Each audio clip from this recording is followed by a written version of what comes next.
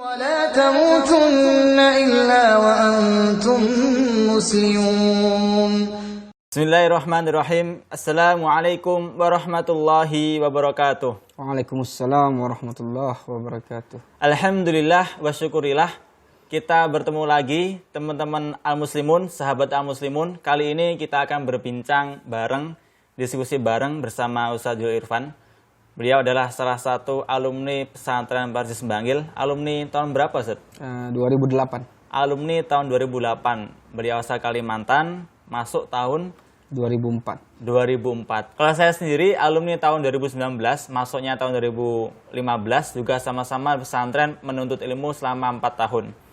Oh ya Ustaz, kali ini dalam kesempatan kali ini sepertinya kita akan membahas salah satu fenomena yang di akhir dekade ini begitu marak. Nah, ini kaitannya dengan isme-isme alias pemahaman-pemahaman yang dalam tanda kutip bisa untuk menyaingi agama, mengusahakan untuk menyaingi agama. Nah, dalam menyaingi agama ini ada orang yang dia tuh kepengen tetap beragama, kepengen terikat agama, akan tetapi tidak mau terikat sama hukum-hukum yang berlaku di agama. Maksudnya gimana? Maksudnya kepengen tetap beragama Islam, akan tetapi kepengen bebas. Nah, kepengen bebas mengekspresikan diri, menyuarakan hak asasinya seperti itu. Nah, ini tanggapannya seperti apa, Ustaz? Ya, alhamdulillah kita kembali dipertemukan di forum Al-Muslimun TV. Ya, alhamdulillah. Dengan pertanyaan yang sebenarnya agak luar biasa sih. Karena luas sekali permasalahan itu kalau dipertanyakan. Nah, saya langsung buat satu garis poin bahwasanya di dunia ini memang secara garis besar hanya ada dua paham ya. Yang pertama adalah teosentris, paham yang berporos kepada ketuhanan atau agama. Yang kedua adalah antroposentris. Antropo itu artinya manusia. Nah, itu berkutat kepada kemanusiaan. Nah, artinya kalau kita melihat sejarah, memang antara paham agama dan paham manusia, tapi sejarah yang tidak sampai asal pertengahan, itu selalu bertentangan, sebagaimana terjadi di Eropa dulu kan, antara gereja dengan perkembangan keilmuan manusia, itu bertentangan. Nah, seperti Galileo Galilei ketika menemukan bahwasanya bumi itu bulat. Nah, karena bertentangan dengan ketuhanan sama kemanusiaan tadi, yang disuarakan oleh gereja. Karena kan simbol mereka kan, moto mereka itu suara gereja, suara Tuhan. Nah, itu permasalahan utamanya. Jadi yang jadi contoh bagi orang-orang yang berpikiran seperti itu adalah bukan agama Islam tentunya. Agama Islam. Pasti agama yang lain. Karena agama yang lain itu tidak selengkap Islam. Tidak mengakomodir urusan-urusan keduniaan. Nah, kalau kita kembali tadi, kita kerucutkan bahwasanya yang berpendapat bahwasanya tadi mengeluarkan isme-isme itu untuk menyaingi agama atau untuk menafsirkan agama malah. Jadi dia membuat metode-metode untuk menafsirkan agama agar kemudian dengan alasan tadi ingin bebas. Alasannya adalah agama itu mengekang kebebasan manusia. Nah, itu persoalannya situ kan. Nah, kalau persoalannya gitu berarti kita kerucutkan aja kepada agama Islam. Nah, sederhana saja sebenarnya. Jadi persoalannya bahwasanya orang membuat isme-isme untuk menyaingi agama dengan alasan agama itu mengekang. Nah, kalau kita mau bahas secara lebih asal lagi bahwasanya manusia itu kalau sudah meyakini bahwa dia ciptaan Allah, ciptaan Tuhan, begitu, maka sebenarnya dia punya konsekuensi. Yang namanya Allah itu khalik, yang namanya manusia itu adalah makhluk. Nah, maka hubungan antara makhluk dengan khalik yang disebut dengan hulkun atau akhlak jamaknya. Artinya manusia itu punya kewajiban berakhlak kepada khalik. Ya. Nah, salah satu akhlak kepada khalik itu adalah meyakini dan menjalankan apa yang Allah perintahkan dalam bentuk agama tadi. Apalagi kemudian manusia ini secara asal adalah punya perjanjian dengan Allah ketika pertama kali akan diciptakan. Jadi pertama kali diciptakan adalah ruh. Nah, kemudian ketika ruh itu ingin ditiupkan ke dalam rahim ibu kita, janin yang ada dalam rahim ibu kita, Allah bertanya kepada para ruh itu, alastu birabbikum? Qalu bala syahidna. Jadi secara asal di manusia sudah berhadapan dengan Allah, sudah berjanji, membuat perjanjian dengan Allah di alam ruh itu kan. Bahwasanya Allah bertanya, apakah aku ini Tuhanmu? Mereka menjawab, qalu bala syahidna. Mereka menjawab bahkan, gitu kan. Bukan hanya iya, tapi bahkan. Kami menyaksikan, kami bersyahadat. Ya kan? Syahidna. Syahidna kan bersyahadat. Kami menyaksikan, artinya sudah punya perjanjian. Nah, ketika kemudian manusia itu dilahirkan, maka manusia itu dalam keadaan fitrah. Nah, fitrah di sini ya disebut dengan sudah bersyahadat sebenarnya. Sejak lahir ya? Iya. Sebelum lahir. Kullu mauludin yuladul al fitrah. Artinya tadi manusia yang kemudian berjanji dengan Allah. Ketika lahir maka dia dalam keadaan fitrah. Iya. Makanya di hadis lain sebenarnya disebutkan kullu mauludin yuladu ala hazihil millah. Bahwasanya setiap manusia yang dilahirkan itu berada di milah ini. Artinya agama Islam. Karena sudah bersyahadat dengan Allah. Nah, orang tuanya lah yang merubah dia menjadi Majusi, Nasrani, dan Yahudi. Nah, kalau konsekuensi itu sudah kita terima, maka konsekuensi yang kedua adalah menjalankan apa yang kita janjikan kepada Allah tadi, yang bersyahadat tadi di dalam perut ibu kita tadi, yang kita bersyahadat di dalam alam ruh, dengan Allah.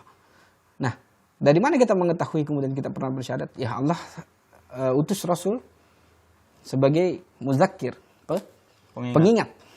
Nah, manusia itu al-insan, pelupa. Karena ketika dilahirkan dia memang lupa pernah bertemu dengan Allah dan berjanji di hadapan Allah. Nah, Rasulullah kemudian sebagai pengingat membawa risalah. Nah, kemudian risalahnya itu kemudian abadi sampai akhir zaman. Artinya tugas Rasul itu tetap ada walaupun orangnya sudah tidak ada. Iya. Artinya memang tugasnya untuk menyampaikan risalah dan risalahnya tetap ada. Maka itu. Nah, konsekuensi itulah kemudian yang kita kemudian terima bahwasanya berita dari Rasulullah. Kamu dijadikan manusia atas persetujuan kamu di alam ruh. Ya. Kemudian kita dilahirkan harus menjalankan syariat yang Allah berikan. Kalau tidak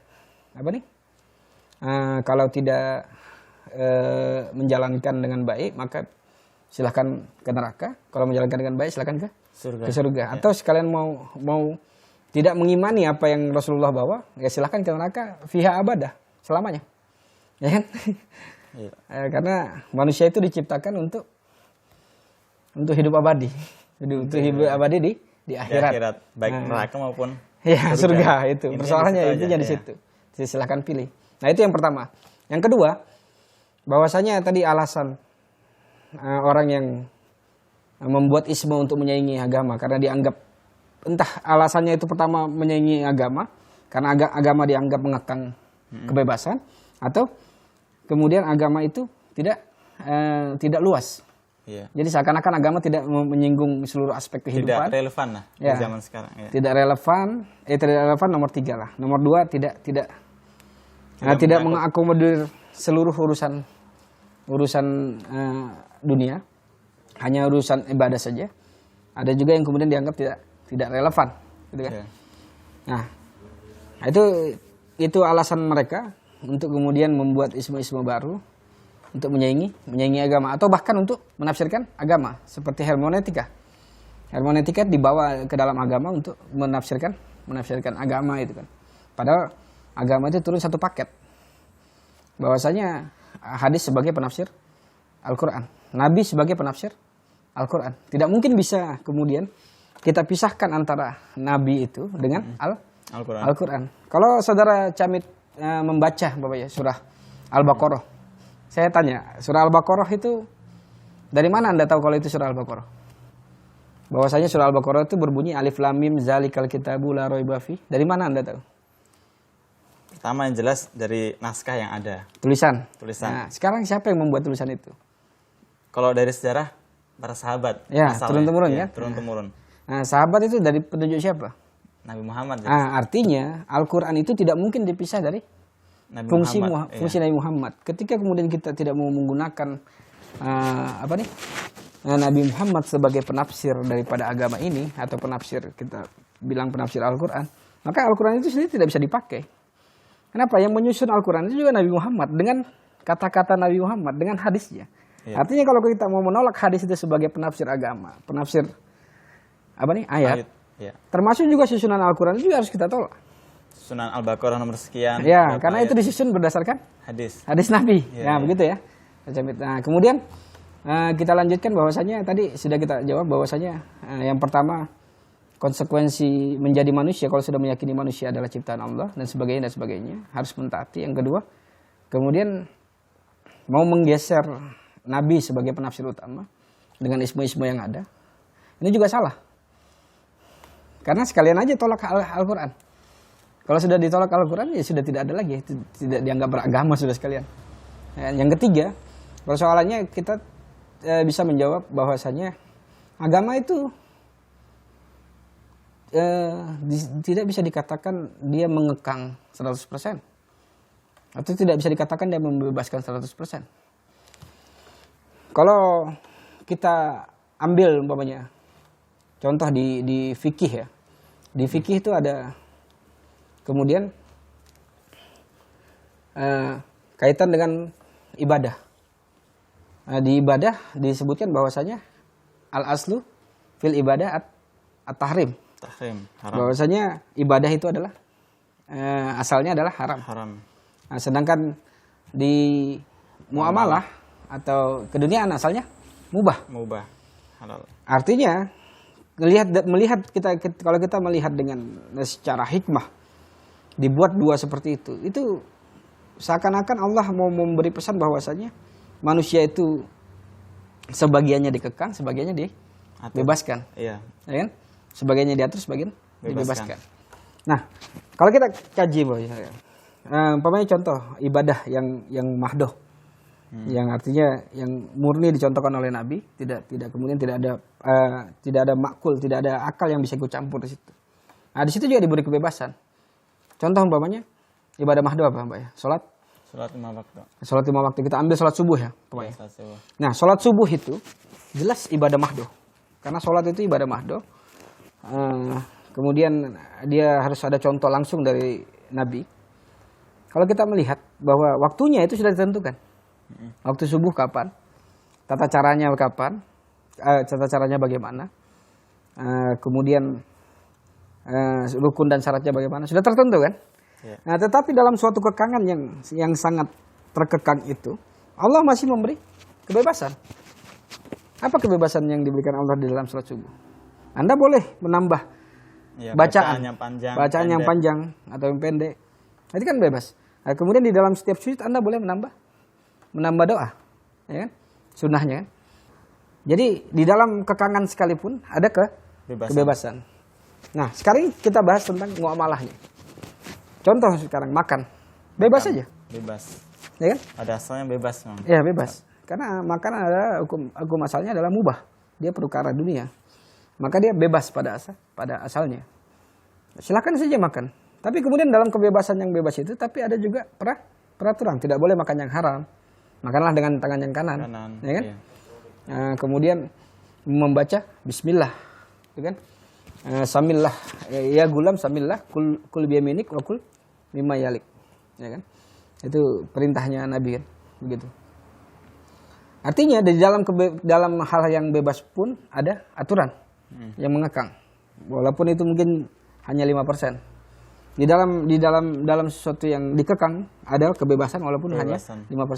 Nah, ini menunjukkan bahwasanya agama itu tidak ingin menjadikan manusia itu robot, budak atau menjadi robot sekaligus. Karena ada kebebasan yang diberikan.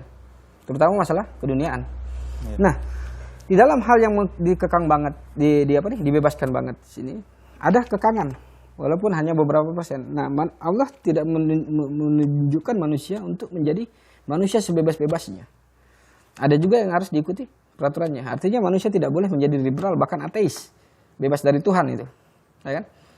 Nah, jadi agama ini tidak mengekang kebebasan orang sekekang-kekangnya, tapi tidak membebaskan orang sebebas-bebasnya. Nah, itu yang kita sebut salah satu tafsiran dari ummatan wasaton. Wasaton. Ya, umat yang di tengah.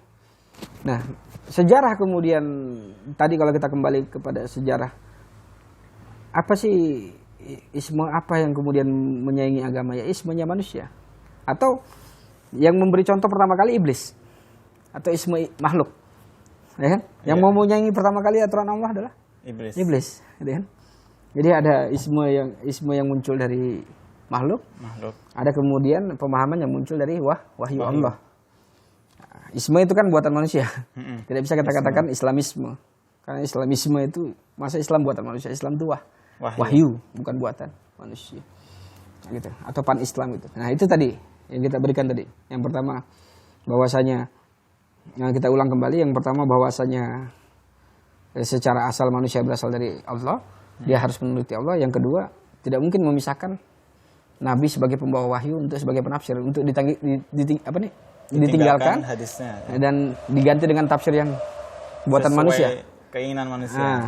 Yang ketiga, syariat Islam sendiri itu tidak mengekang sekekang-kekangnya dan tidak membebaskan sebebas-bebasnya. Nah, yang keempat, secara naluri ya, manusia itu butuh peraturan. Ya. Kalau sudah manusia itu berkelompok, pasti dia butuh peraturan. Tidak mungkin tidak. Contohnya negara ini. Ya kan? Di tahun 45 orang sibuk mendiskusikan peraturan apa yang dipakai. Karena memang manusia pada hakikatnya butuh peraturan. Butuh kesepakatan. Kalau tidak, namanya makhluk sosial, hidup sesama itu butuh peraturan. Jangankan hidup sendiri pun butuh peraturan. Kita mau minum ya harus berjalan mengambil air minum, itu peraturan. Peraturan tabiat ya. Iya, yang tidak bisa hilang. Anda mau makan, Anda harus pakai tangan untuk makan untuk menyuap ke mulut. Tidak bisa mungkin pengen makan langsung muncul tiba-tiba di dalam perut. Jadi tabiat manusia Allah ciptakan itu seperti itu, butuh peraturan. Nah, tapi kemudian Allah memberikan peraturan yang tidak mengekang sekekangnya, tapi kedua tidak meliberalkan liberalnya. Nah, itu masalahnya. Nah, mungkin bisa ditanggapi yang mau ditanyakan lagi apa? Nah, itu kan sudah clear ya. Maksudnya sudah clear tuh bahwasanya Islam tuh mengekang, akan tetapi tidak mengekang keseluruhan. Pasti ada kebebasan. Nah, Islam pun juga tidak memberikan kebebasan sebebas-bebasnya, tapi tetap ada peraturan yang diterapkan. Nah, sekarang ini lagi sedikit agak membelok, tapi masih ada kaitannya dengan peraturan Islam, menurut Islam gimana, dan menurut Islam itu larangannya seperti apa.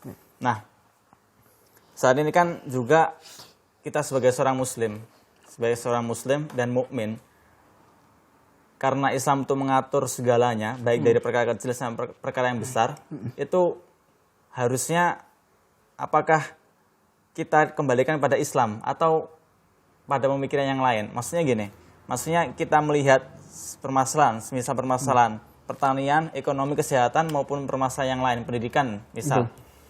Kita kan seringkali membawanya itu merujuknya bukan pada merujuk Islam gitu. Apakah yang demikian itu termasuk bagian dari isme-isme tadi? Misal pendidikan ini kita lihat dari tinjauan isme A, B, sama D. Padahal di Islam sendiri ada pembahasan tentang pendidikan secara khusus gitu.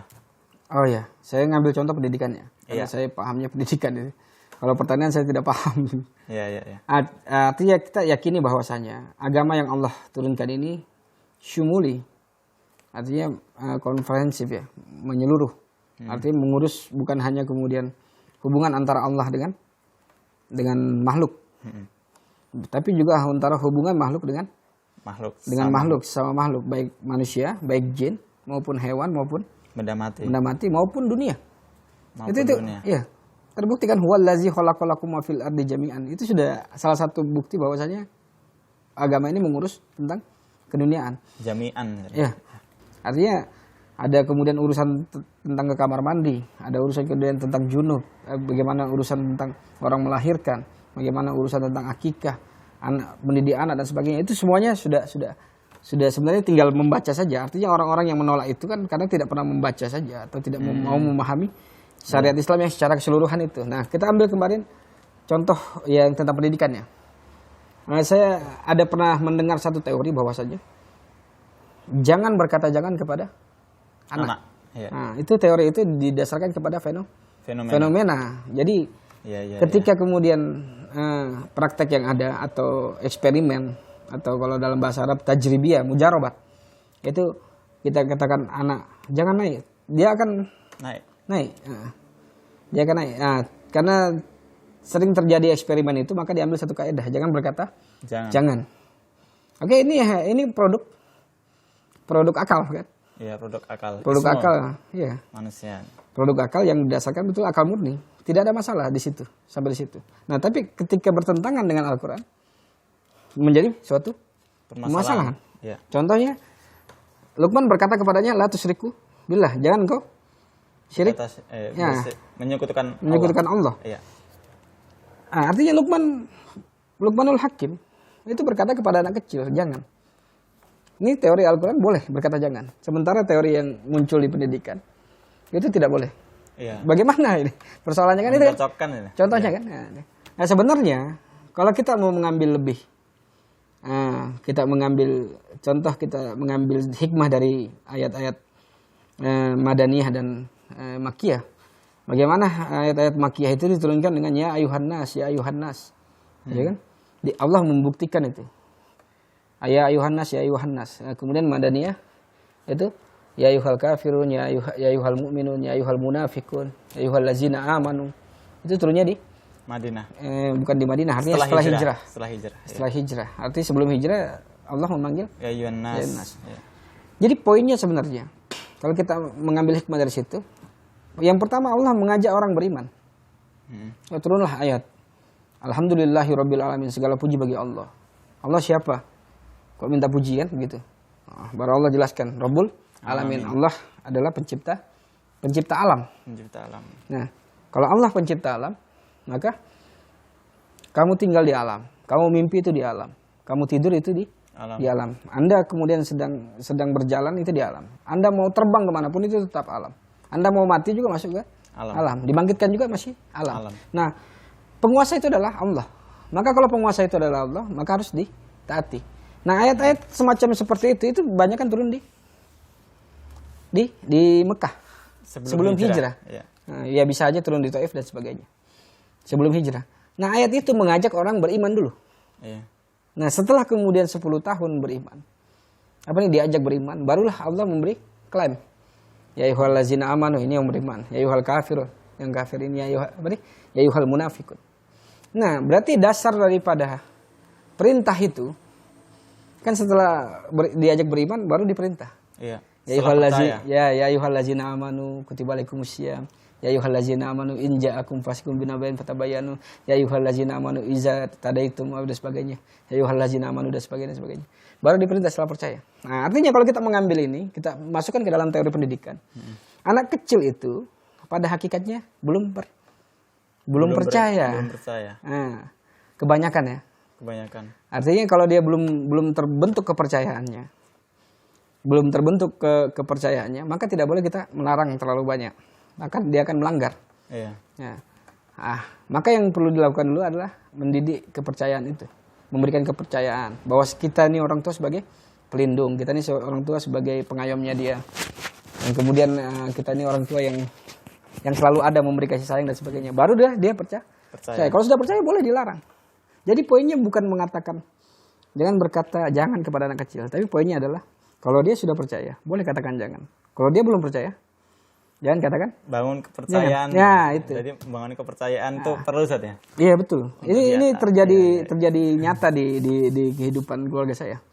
Di anak saya yang kedua, itu namanya Kans. Dia bermain kucing. Saya bilang jangan tendang-tendang kucing nanti dicakar. Dia nggak percaya. Saya biarkan saja dia tendang terus. Akhirnya dicakar. Dicakarlah kaki dan wajahnya dia. Yeah. Baru dia setelah itu percaya. Setelah itu baru muncul kepercayaannya dia. Setelah itu baru saya katakan jangan main kucing, baru dia percaya. Nggak mau main kucing. Nanti dekat kucing lagi, jauh-jauh nak jadi main kucing. Nah itu baru dia timbul kepercayaannya. Karena tadi sudah terbukti. cuma bukti. Iya, lewat bukti bahwa dia dicakar kan. Iya. Walaupun saya salah harusnya dari awal sudah membangun kepercayaan Anda itu. Itu persoalannya. Mungkin itu bisa menjawab tadi. Oke, baik. Jadi kurang lebih demikian ya teman-teman, bahwasanya Islam itu memang luas, mengatur segalanya dari perkara bangun tidur sampai tidur lagi, dari perkara kedirian pribadi sampai perkara kenegaraan, baik itu sisi ekonomi, sosial, kemudian bermasyarakat, pendidikan dan lain sebagainya. Dan kita sebagai seorang mukmin harusnya membuat Islam itu sebagai way of life, maksudnya jalan hidup. Maksudnya jalan hidup bukan hanya jalan untuk hidup beribadah, tapi juga jalan cara berpikir. Jadi koridor kita cara berpikir juga harus dibatasi dengan batas-batas seorang mukmin, alias batas-batas nas-nas Al-Quran, wahyu Al-Quran maupun hadis. Kurang lebih seperti itu Ustaz ya? Ya. Alhamdulillah Ustaz, terima kasih banyak. Mungkin sekian dulu, insya Allah bisa disambung lagi diskusinya. Kita akhiri dengan bacaan hamdalah dan doa kifaratul majlis. Alhamdulillahirrahmanirrahim. Subhanakallahumma wa bihamdika asyhadu an la ilaha illa anta astaghfiruka wa atubu ilaik. Sekian dari saya, terima kasih. Assalamualaikum warahmatullahi wabarakatuh. Waalaikumsalam warahmatullahi wabarakatuh. ولا تموتن إلا وأنتم مسلمون